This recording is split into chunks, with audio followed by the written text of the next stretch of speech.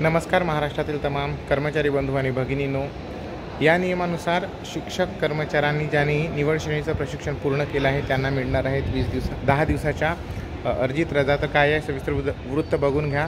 विभागीय शिक्षक उपसंचालक मुंबई यांनी 17 जून 2025 रोजी वरिष्ठ निवड श्रेणी सेवांतर्गत प्रशिक्षण पूर्ण झालेल्या प्राथमिक माध्यमिक शिक्षकांच्या खाती अर्जित रजा जमा करण्याबाबत पुढील प्रमाणे निर्देश दिलेले आहेत। महाराष्ट्र खाजगी शाळा कर्मचारी सेवेच्या शर्ती नियमावली 1981 मधील 16-18 नुसार एखाद्या स्थायी कर्मचारी मोठ्या सुट्ट्यांचा हक्कदार असून एखाद्या वर्षात पूर्ण मोठ्या सुट्ट्याचा किंवा त्याच्या एखाद्या भागाचा लाभ घेण्यास प्रतिवर्षी झालेल्या असेल तर त्याबद्दल पूर्ण सुट्टीशी त्याने सुट्टीच्या न उपभोगलेल्या दिवसांच्या रजेचे संख्येचे जे प्रमाण असेल त्या प्रमाणात वार्षिक 30 दिवसाच्या अर्जित रजेशी प्रमाणशीर असलेल्या संख्येएवढी अर्जित रजा अनुज्ञेय होईल अशी तरतूद आहे।